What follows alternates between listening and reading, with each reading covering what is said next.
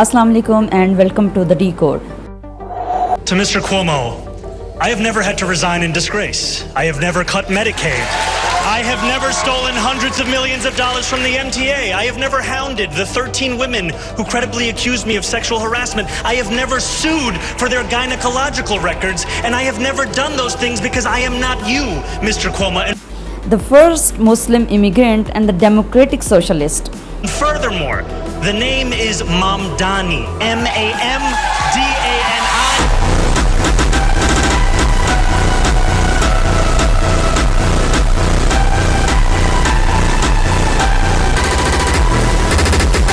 Yes, Zohran Mamdani, first ever elected Muslim mayor of New York City in the history. Zohran Mamdani ने एक ऐसा mayor बनने का वादा किया था जो कॉरपोरेशन इंडस्ट्रीज के सामने बो डाउन नहीं होते और उनके ऑर्डर्स मिलियनियर्स की तरफ से नहीं आते। न्यूयॉर्क एक ऐसा सिटी है जो बहुत ज़्यादा डाइवर्सिफाई है, यानी दुनिया भर से डिफरेंट रिलीजन के लोगों को और डिफरेंट रेसेस के लोगों को वेलकम करता है और इसका शुमार यूएस की मोस्ट एक्सपेंसिव सिटीज़ में होता है। और ममदानी का ये वादा है कि इसको हर किसी के लिए अफोर्डेबल बनाएंगे। ट्रंप के इलेक्ट होने के बाद ज़ोहरान ममदानी के लिए ये एक चैलेंजिंग और पोलराइज इन्वायरमेंट था कि वो अपनी कैंपेन को सरवाइव करवाते हुए मेयर का इलेक्शन जीत सकें। इनकी इलेक्शन कैंपेन ने बहुत ज़्यादा यंग जनरेशन को अपनी तरफ तो अट्रैक्ट किया, साथ में उनकी मल्टाई लैंग्वेजेस की वजह से मल्टाई कल्चर या फिर मल्टाई वोटर्स की तरफ रीच मिली। यूएस में कोई लीडर भी ऐसा नहीं है, चाहे वो डोनाल्ड ट्रंप हो या फिर एंड्रयू कोमो हो, दोनों की कैंपेन को बिलियनियर रिपब्लिकन की तरफ से फंड मिलता है। लेकिन ज़ोहरान का ये कहना है कि जब भी आप बिलियनियर से बात करते हैं तो वो हमेशा न्यूयॉर्क को डिवाइड करने की बात करते हैं। उनका मज़ीद कहना था कि इलेक्शन से कुछ दिन पहले ही बिलियनियर रिपब्लिकन की तरफ से इनको बहुत ज़्यादा फंडिंग की गई ताकि वो इस पैसे को यूज़ कर सकें to design mailers against Zohran. उन्होंने ज़ोहरान की दाढ़ी को मज़ीद इनलंथन किया और डार्कन किया ताकि वहाँ पर न्यूयॉर्कर को इस्लाम के ख़िलाफ़ उकसाया जा सके या फिर डराया जा सके। और कुछ कैंडिडेट्स तो ऐसे भी थे जो इनको मॉन्स्टर कह रहे थे। हाँ बिल्कुल, यही लैंग्वेज उन्होंने यूज़ की इस्लामोफोबिया को प्रमोट करने के लिए।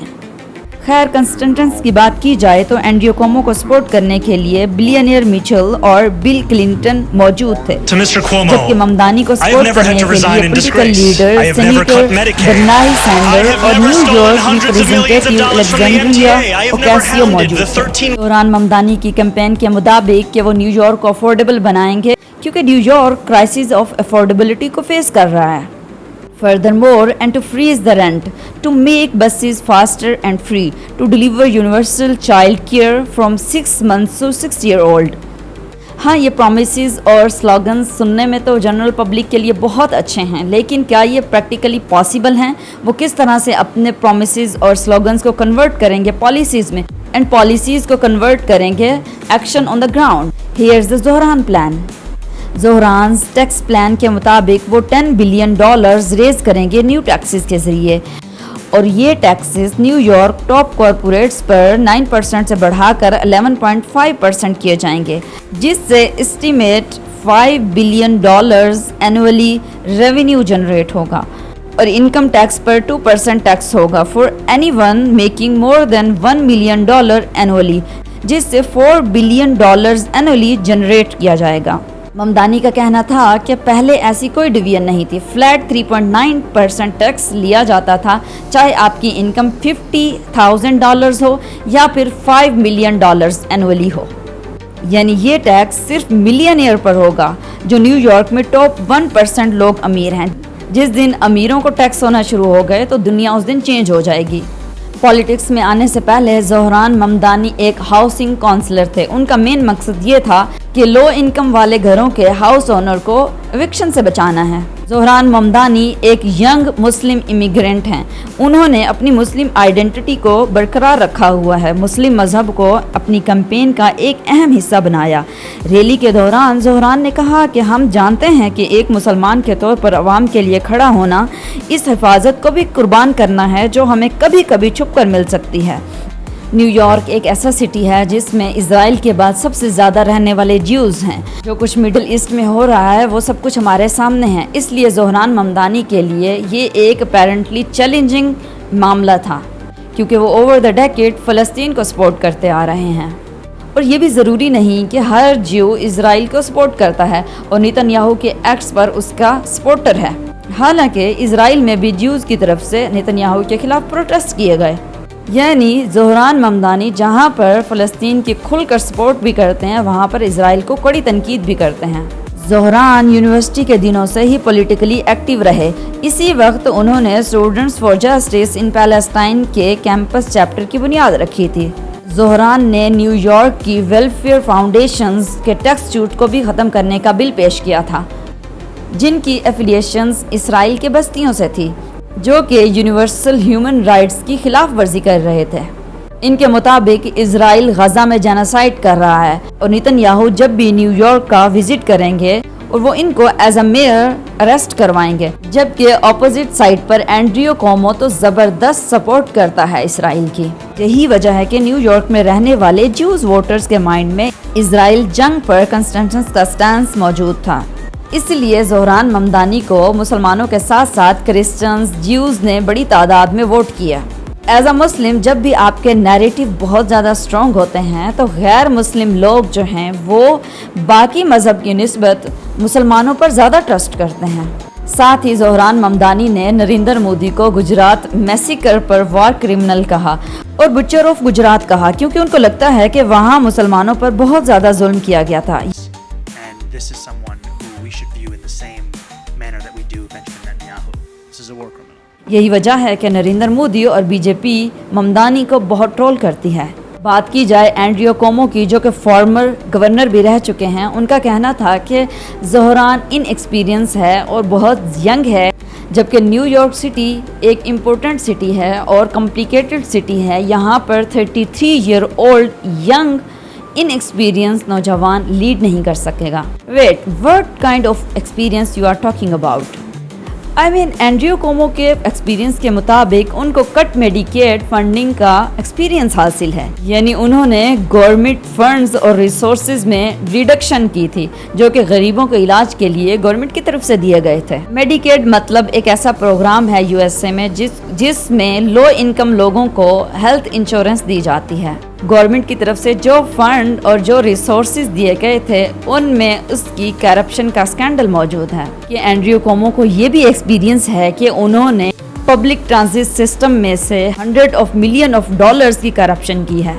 हाँ, एंड्रियो कोमो को ये भी एक्सपीरियंस है कि मोर देन 13 वुमेन जिन्होंने इन पर सेक्सुअल हैरेसमेंट की एक्यूजेशन की थी, और वो ये भी क्लेम करते हैं कि वो वर्किंग इंडिविजुअल के लिए काम कर रहे हैं, यानी कि वर्किंग क्लास को सपोर्ट करते हैं, जबकि साथ साथ उन्होंने अमीर टैक्स डोनर को टैक्स ब्रेक पर रखा था।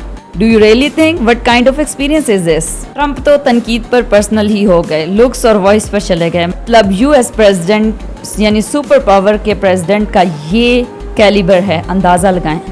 अब जरा इस बेवकूफ़ की बात सुनिए। देखिए, आर्टिकल 41 के अंदर लिखा हुआ है कि कोई भी गैर मुस्लिम पाकिस्तान का सदर वजीर आज़म नहीं बन सकते। हकूक़ के लिए तो दूसरे मुल्कों के अंदर तो आवाज़ उठाते हैं, मगर अपनी मंजी के नीचे डांग नहीं फेरते कि पाकिस्तान के अंदर जो मसीही, हिंदू, सिख और अहमदी लोग पिस रहे हैं उनको कब बराबरी के हकूक़ दिए जाएंगे।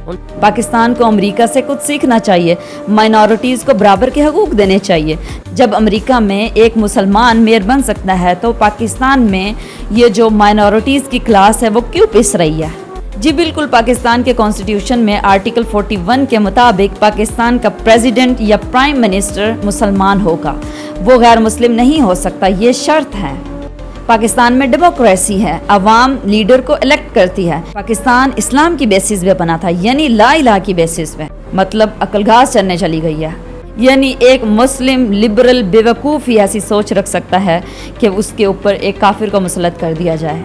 पाकिस्तान के कॉन्स्टिट्यूशन में इस शर्त को ऐड किया गया है, यानी इस्लाम की बेसिस पर कॉन्स्टिट्यूशंस बनाए गए हैं, लेकिन बाकी जो कंट्रीज़ हैं, जो लिबरल कंट्रीज़ हैं, उनके कॉन्स्टिट्यूशन में ऐसी कोई शर्त नहीं है, इसलिए वहाँ पर एक मुसलमान मेयर बन गया। हाँ, इंडिया मुसलमानों से अपनी दुश्मनी बहुत अच्छे और खूब तरीके से निभा रहा है। बीजेपी या उनके सपोर्टर्स या उनके फॉलोअर्स जो हैं वो ज़ोहरान के खिलाफ तो हैं ही, लेकिन कंगना रनाज शदीद तनकीद करते हुए कहती हैं कि ज़ोहरान इंडियन से ज़्यादा पाकिस्तानी लगता है। यानी जो इंसान अच्छा चल रहा है, जो गाज़ा फ़लस्तीन को सपोर्ट कर रहा है, جو جینیسائڈ کے خلاف ہے, جو گجراتی میسیکر کے خلاف ہے, جو مائنورٹیز کے رائٹ اور ان کی رسپیکٹ کی بات کرتا ہے, جو مسلم آئیڈینٹی کو پراؤڈلی ہولڈ کیے ہوئے ہے, باقی ریلیجن کی رسپیکٹ کر رہا ہے. اگر آپ کی نظر میں پاکستانی ہونے کی یہ امیج ہے یا پھر یہ ڈیفینیشن ہے تو we proud as Pakistani. Thank you so much.